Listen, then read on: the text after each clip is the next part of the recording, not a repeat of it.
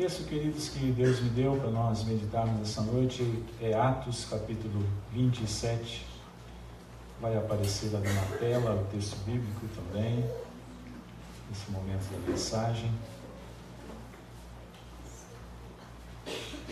No livro de Atos dos Apóstolos, capítulo 27. Um texto um tanto quanto longo, mas nós precisamos lê-lo inteiramente, do versículo 9 então até o versículo 26. Assim diz a palavra do Senhor. Depois de muito tempo, tendo se tornado a navegação perigosa, e já passado o tempo do dia do jejum, admoestava-os Paulo, dizendo-lhes: Senhores, vejo que a viagem vai ser trabalhosa, com dano e muito prejuízo, não só da carga e do navio, mas também da nossa vida. Mas o centurião dava mais crédito ao piloto e ao mestre do navio do que ao que Paulo dizia.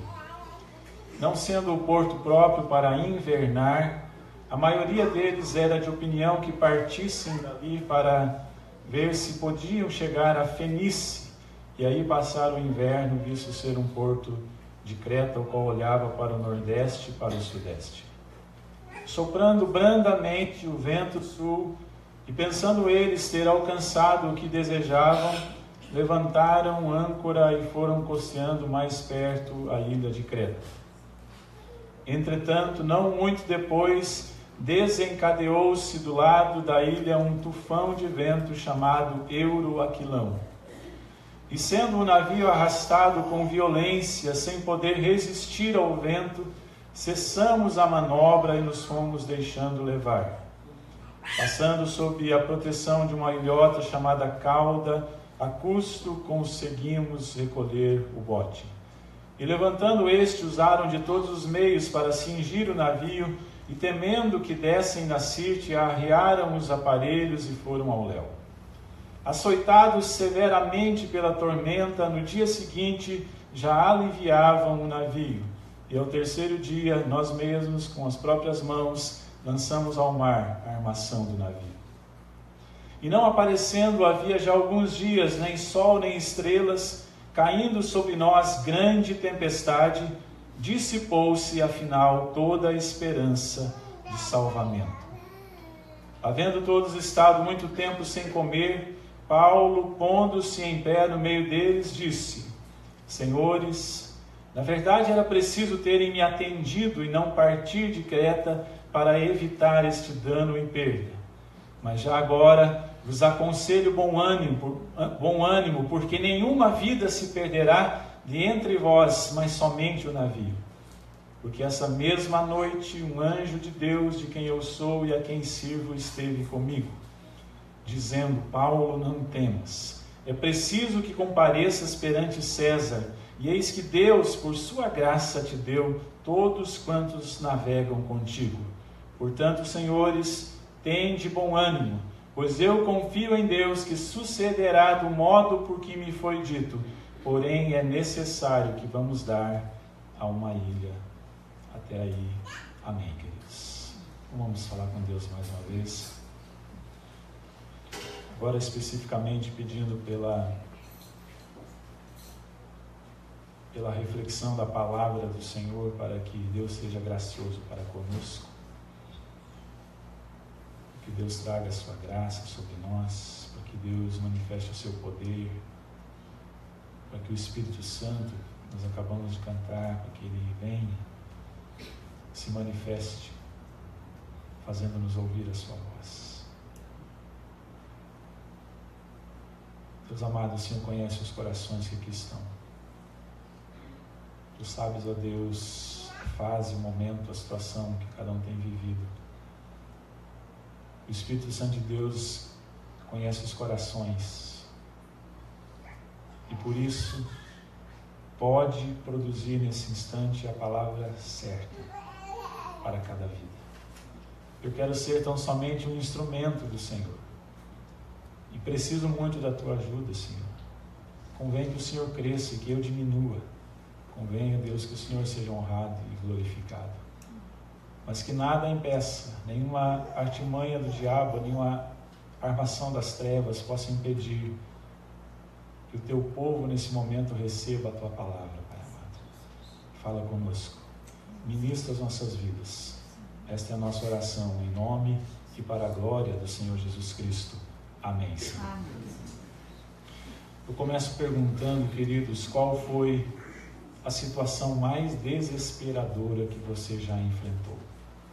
Pense aí, eu vou te dar 2 segundos para você pensar. Qual foi a situação mais desesperadora que você já enfrentou? Aquela que te tirou o sono, aquela que te tirou o fôlego, aquela que te tirou o chão. Eu não tenho dúvida que se eu abrisse aqui para você compartilhar, algumas pessoas iriam compartilhar, muitas de vocês teriam experiências de sobra com problemas, com esse problema recorrente chamado desespero. E eu sei, queridos, que às vezes ele nos visita inesperadamente. Ele vem, simplesmente vem. Ele não avisa. Ele chega como aquele hóspede indesejado para perturbar a nossa paz, para roubar o nosso sossego e para produzir inquietação em nossas almas. Meus irmãos e irmãs, como pastor, já com 20 anos de ministério, eu já me envolvi em tantas situações de desespero, mortes prematuras e violentas, notícias aterradoras que chegavam no meio da madrugada, divórcios inexplicáveis, perdas irreparáveis, confusões aparentemente insolúveis, doenças incuráveis. Como pastor, eu vivi juntamente com muitas pessoas momentos terríveis de desespero. Como pessoa, eu já senti na pele as investidas do desespero, momentos em que cheguei a pensar, sim, que não tinha nenhuma saída ou solução. Tal era a gravidade do problema, tal era o caos que havia se instalado. Mas o fato é, queridos, que o desespero vem quando nós chegamos a um lugar chamado fundo do poço. O desespero vem quando não sobram mais alternativas. O desespero vem quando os recursos humanos se findam, quando eles chegam ao final. Mas afinal, o que é desespero? E eu vou trazer aqui uma definição muito simples, simplória, até pensada de um cara chamado Google, que você conhece bem. Desespero, na primeira definição que apareceu no Google, é um estado de consciência que julga uma situação sem saída. Isso é desespero. É um estado de consciência que julga que aquela situação é uma situação sem saída. Mas uma outra definição, apenas uma palavra para desespero, que apareceu lá no Google, é desesperança. Então, o desespero é gerado pela desesperança. E foi isso, aliás, queridos, que aconteceu nesse texto bíblico que nós lemos, uma história bem conhecida da Bíblia. Os passageiros de um navio alexandrino, diz a palavra, que tinha como destino a Itália, cheio de mercadores. Olha só quem estava nesse navio: mercadores, escravos, turistas e prisioneiros, todos juntos. E viveram essa experiência terrível. Enfrentaram uma tempestade tão violenta, mas tão violenta, queridos, que a expressão usada para descrever a situação aqui é: dissipou-se afinal toda a esperança de salvamento. Esta frase eu vou repetir várias vezes nessa noite. Dissipou-se afinal toda a esperança de salvamento. Você percebe a dramaticidade de uma frase como essa? Dissipou-se afinal toda a esperança de salvamento. Eu pergunto, quantos aqui já estiveram numa situação assim? Ou para quantos aqui nesta noite esta frase está sendo a experiência atual? Talvez você olhe para as situações de sua vida e diga exatamente essa frase: dissipou-se afinal toda a esperança de salvamento, talvez em algumas áreas, em algumas dimensões e esferas da sua vida. E o desespero, queridos, é um problema recorrente que muitas vezes toma conta de nós. Mas nessa noite eu quero fazer duas perguntas principais para nós aprendermos a como vencer o desespero e renovar a esperança no Senhor. Então eu disse que eu quero fazer duas perguntas principais e respondê-las para nós estudarmos, para nós refletirmos sobre o tema do desespero nessa noite. A primeira pergunta que eu quero fazer é: o que nos conduz ao desespero? O que nos conduz ao desespero, queridos? Quando olhamos para essa história bíblica tão interessante, nós vemos que os ocupantes daquele navio chegaram a uma situação desesperadora, como eu já estou falando. O caos estava instalado naquele navio. A morte era iminente. Simplesmente não havia o que fazer. Toda a esperança de salvamento havia se dissipado. É isso que diz a palavra do Senhor. É isso que eles estavam dizendo. Mas vamos responder a pergunta inicial dessa noite: é de onde vem o desespero? Como ele acontece nas nossas vidas? Como nós chegamos a uma situação de desespero? Eu quero responder fazendo três afirmações. A primeira delas é que o desespero vem das decisões insensatas. Talvez você imaginou que eu ia falar outra coisa, mas quando eu olho para a palavra de Deus, querido, ela me dá esta lição. O desespero vem das decisões insensatas. Se você conhece a história, se você prestou atenção na leitura, Paulo havia alertado o centurião do navio, dizendo que a viagem seria trabalhosa, com muitos danos e perdas. Ele falou ou não falou isso? Mas o centurião não deu ouvidos a Paulo. Certamente ele pensou: quem é esse fanático cristão tagarela que não entende nada de navegação? Ele é um construtor de tendas. O que ele quer opinar aqui agora sobre a gente partir ou ficar? Ao contrário, ele preferiu dar ouvidos aos especialistas que estavam ali naquele momento. E a decisão insensata que eles tomaram de partir e não ficar conduziu ao desespero.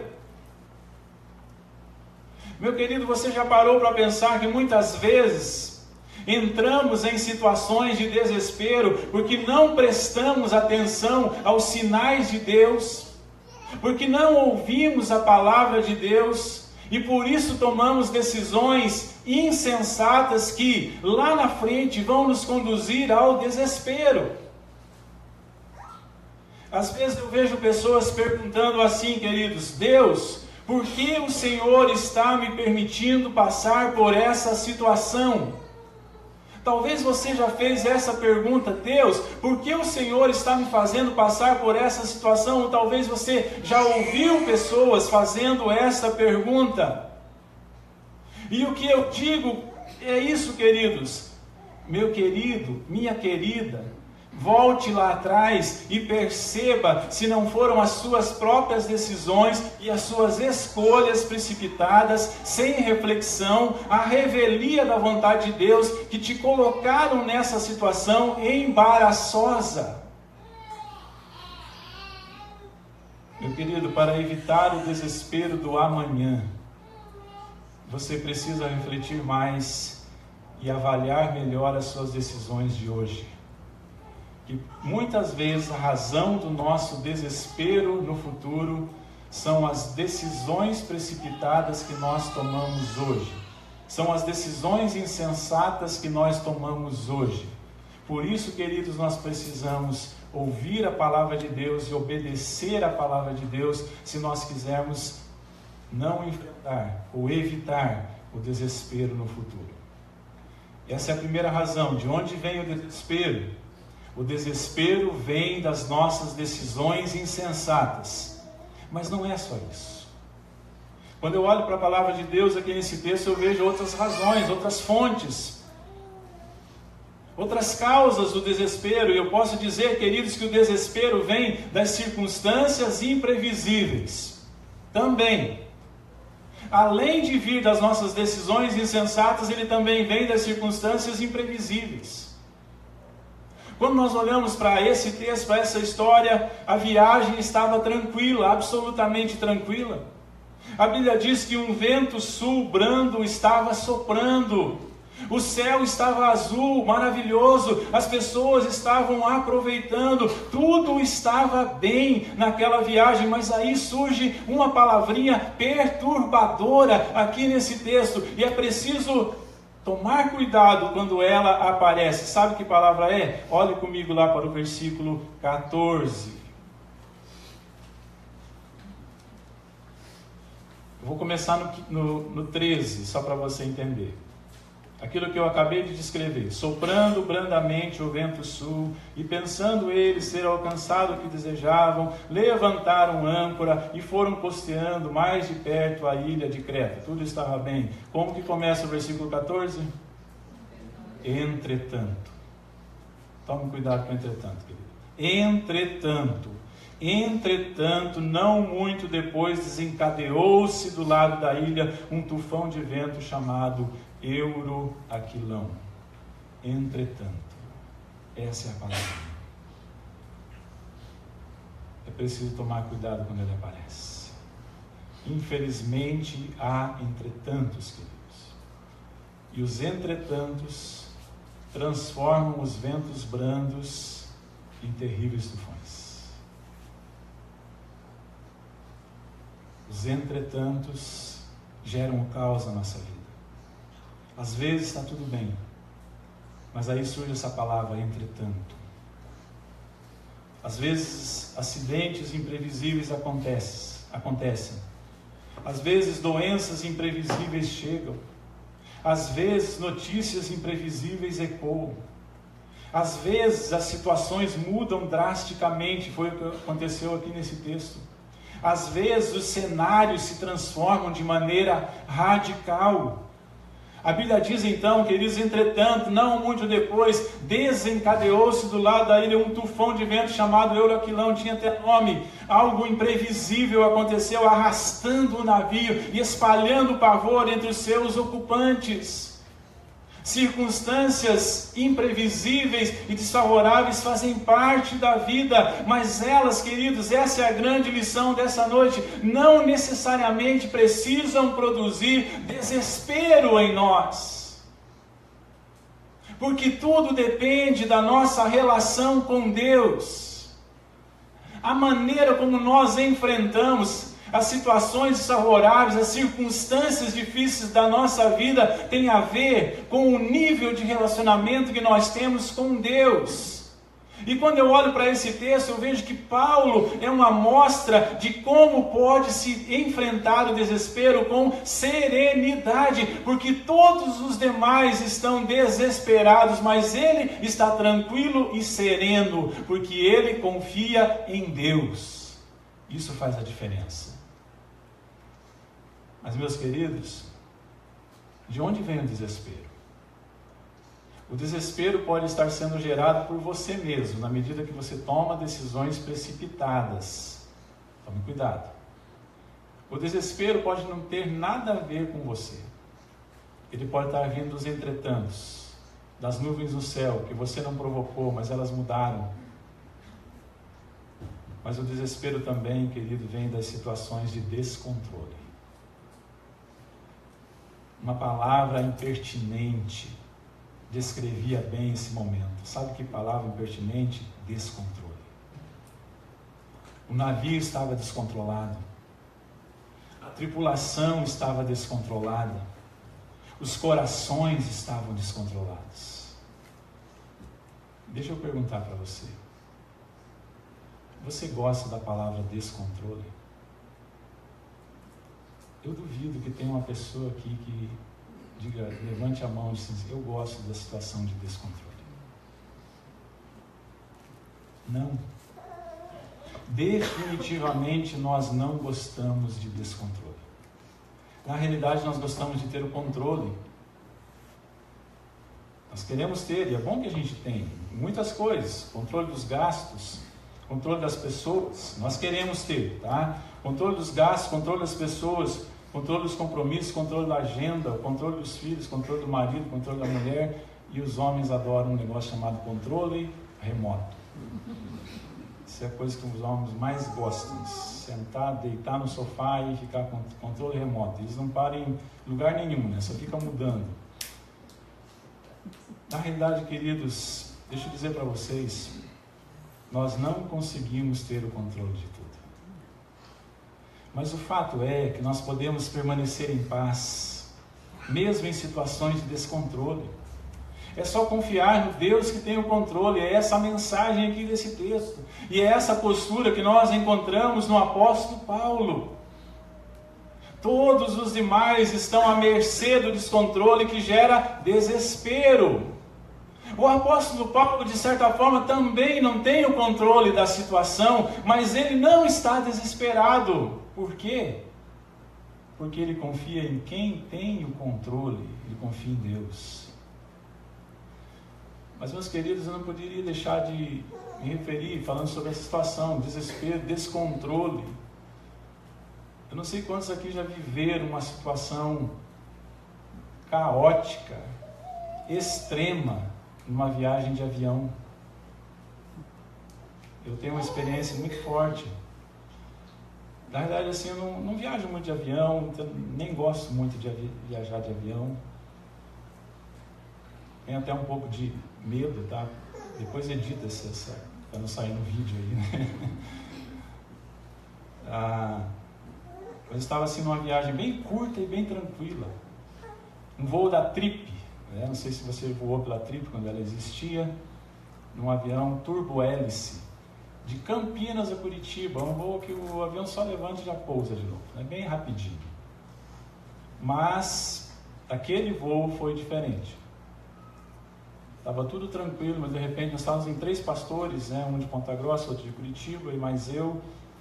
Um dos pastores falou, a gente ouviu um barulho e um dos pastores falou, olha, parece que o motor parou de funcionar. Mas ele é meio assim desesperadão, sabe? Eu nem liguei muito.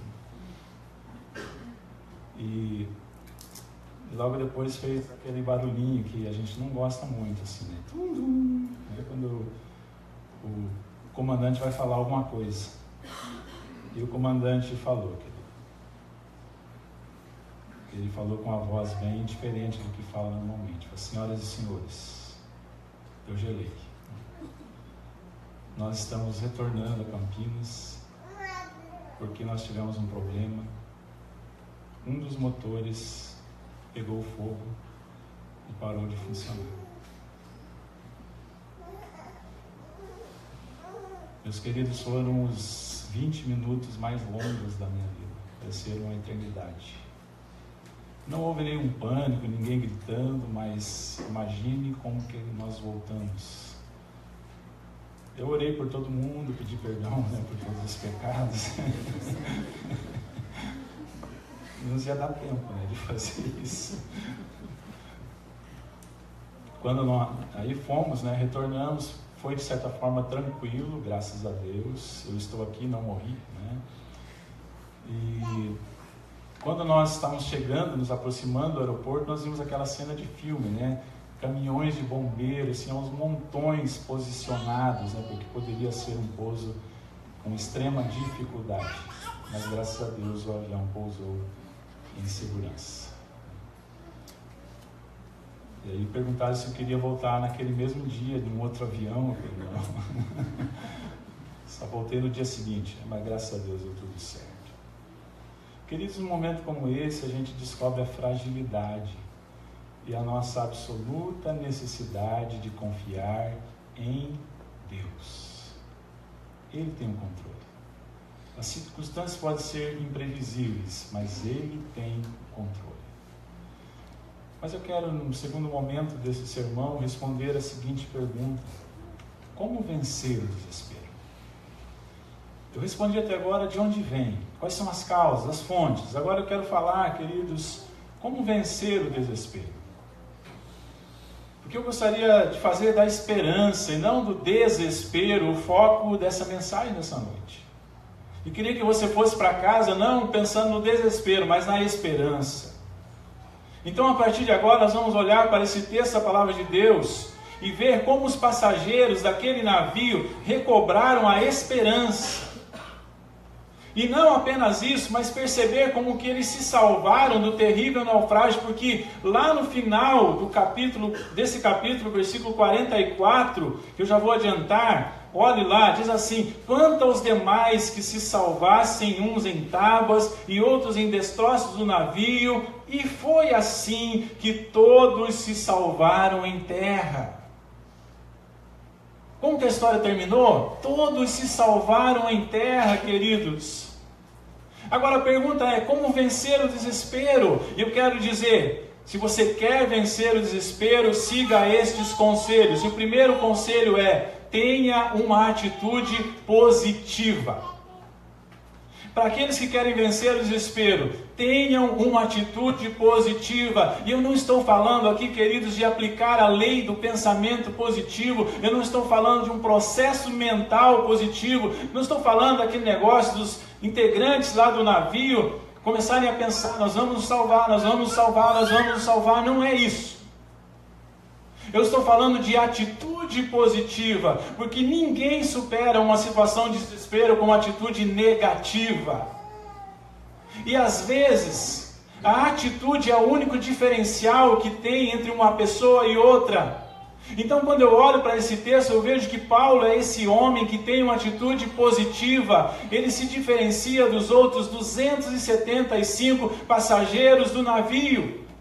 Os demais já estavam gravando vídeo de despedida para enviar para sua família, mas Paulo estava confiante no livramento. E isso fez diferença naquele momento. Diante de situações desesperadoras, querido, você pode se entregar, você pode entregar os pontos ou lutar corajosamente, depende da atitude.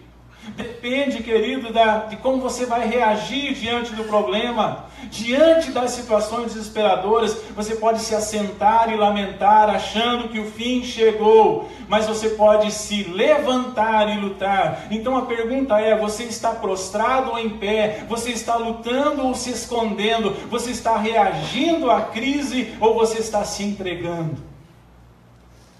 É isso que vai fazer diferença. Uma atitude positiva diante do problema é que vai te salvar e não te deixar no desespero.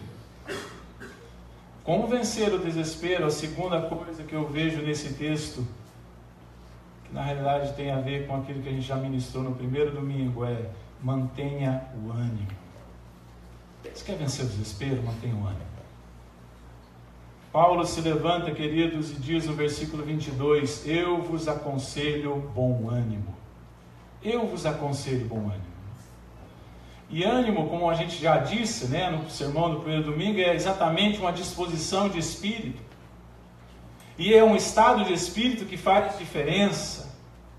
Porque o desânimo e o desespero tinham tomado conta daquelas pessoas. No começo, todos eles estavam lutando, manobraram o navio, aliviaram a carga, jogaram até um pedaço do navio fora, estavam lutando pela vida, mas depois, a Bíblia diz que eles começaram a acreditar na frase, dissipou-se afinal toda a esperança de salvamento, ou seja, eles pararam de lutar, eles pararam de comer, eles queriam fugir. E Paulo se levanta e diz, tenham bom ânimo. Se vocês querem se salvar do desespero, vocês precisam ter bom ânimo. Então, querido, não deixe o desespero consumir a sua perspectiva de futuro. Interprete o seu momento. Essa frase é importante, querido.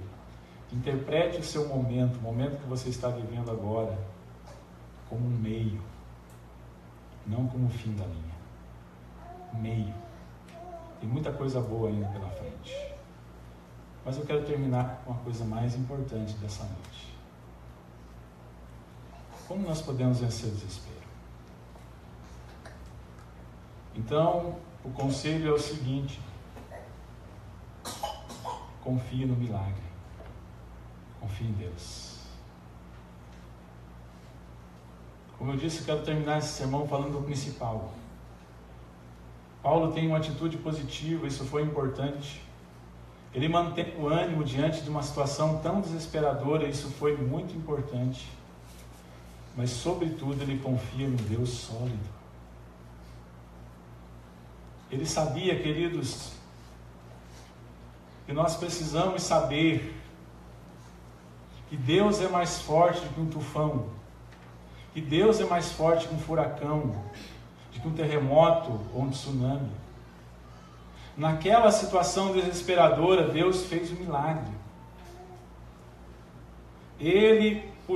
Paulo sabia que Deus podia fazer cessar o vento, o mar se acalmar. E Deus realmente poderia fazer isso, cessar o vento, o mar se acalmar. Mas Deus providenciou uma ilha, providenciou os destroços, possibilitou que todos chegassem em terra são e salvos, é o que nós lemos lá no versículo 44. Então, querido, olha só uma coisa muito importante que nós precisamos entender: Deus não os livrou do naufrágio, mas Deus os livrou no naufrágio. Você consegue entender isso?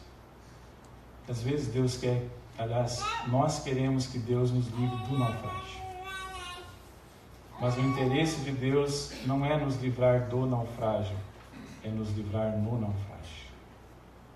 O navio naufragou, mas todos se salvaram, porque Deus providenciou algo para eles.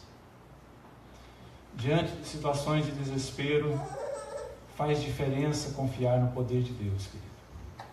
Faz diferença crer na soberania de Deus, que Deus é soberano, tem o controle sobre todas as coisas. Faz diferença aguardar a intervenção de Deus. Faz diferença contar com a presença e a participação de Deus. Então eu quero terminar perguntando: qual é o euroaquilão que está devastando a sua vida? Qual é o euroaquilão que está devastando a sua casa, seu casamento, sua família, seus negócios? Que tempestade está trazendo inquietação ao seu coração? Mas nessa noite, querido, mais importante que essa pergunta, qual é o euroaquilão, é que você saia daqui crendo que Deus pode trazer solução para esse problema recorrente chamado desespero. Mas eu não poderia deixar de falar também, queridos, que talvez alguns aqui estão sendo vitimados pelo maior desespero de todos. Sabe qual é o maior desespero de todos? É o desespero espiritual que é gerado por uma vida sem Deus. Esse é o maior desespero. O desespero existencial. O desespero do vazio aqui dentro. Mas nessa noite eu quero dizer também, queridos, que isso se resolve facilmente. De que maneira? Com a entrega da vida a Jesus. O método para que isso aconteça é muito simples. É apenas crer em Jesus como Senhor e Salvador. É aceitar que o que Cristo fez na cruz do Calvário foi por você. A recompensa, então o método é muito simples, é crer que Jesus Cristo é o Senhor e Salvador. A recompensa é o fim do desespero existencial e a paz no coração. É isso que Paulo tinha. Os outros não tinham, por isso estavam desesperados. É isso que Paulo tinha, por isso ele estava tranquilo. Isso não tem preço. Para sair do desespero, queridos, é necessário descansar em Deus. Para superar o desespero, é preciso confiar na maneira com que Deus trabalha. Para usar uma expressão da moda, no modus operandi de Deus. Deus não os livrou do naufrágio, mas Deus possibilitou que eles se salvassem, Para enfrentar o desespero, é preciso saber que Deus está no controle de todas as coisas. Vamos orar, queridos, enquanto o grupo de louvor vem vindo aqui à frente.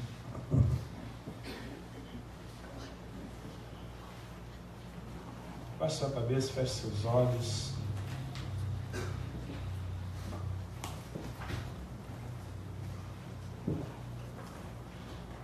Esse é um tempo que você pode refletir sobre a palavra ministrada.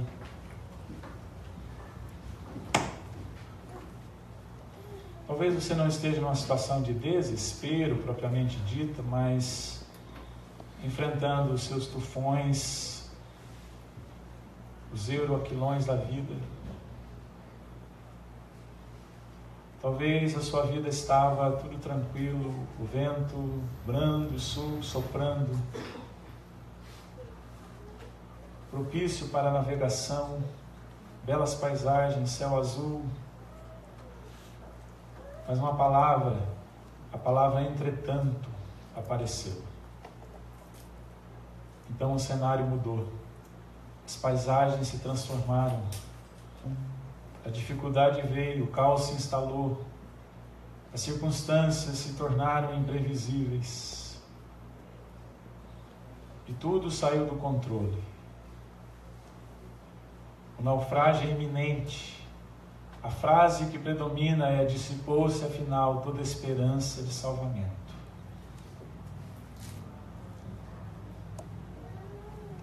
Só resta uma coisa: confiar no Deus Todo-Poderoso que tem o controle de tudo. Confiar a sua vida a Ele. Entregar a sua vida a Ele. Ele tem propósitos para a sua vida. Ele tem o seu modus operandi, que é diferente do nosso. Às vezes, para realizar coisas extraordinárias, Ele usa métodos ordinários. Ele providenciou uma ilha. Foi o método que Deus usou para a salvação daqueles homens, mas eles precisaram fazer a sua parte, precisaram nadar, precisaram achar algum escombro, precisaram fazer alguma coisa, mas Deus estava com eles. Identifique o que você precisa fazer e faça, mas sobretudo, creia no poder de Deus. Entregue-se ao controle do Senhor. Deus, o Senhor conhece os corações, Tu sondas, ó Deus, as mentes. Tu estás lá na casa dos meus irmãos e irmãs. O Senhor sabe quais são as situações. O Senhor sabe, ó Deus, onde está o descontrole. O Senhor sabe, ó Deus, onde tudo está caminhando para o desespero. O Senhor sabe, Pai. E que nessa noite, ó Deus, cada pessoa aqui possa receber alívio. Possa ser visitado pela Tua presença e possa sair daqui, ó Deus, confiante no controle do Senhor, no Deus soberano, no Deus que trabalha para aqueles que nele esperam, o Deus que a palavra diz que todas as coisas cooperam para o bem daqueles que amam o Senhor. Em nome de Jesus. Amém, Senhor. Amém. Levante-se, querido, para cantar o último cântico, que fala exatamente do que eu acabei de orar. Todas as coisas cooperam para o bem daqueles que amam ao Senhor. Adoremos a Ele. Senhor.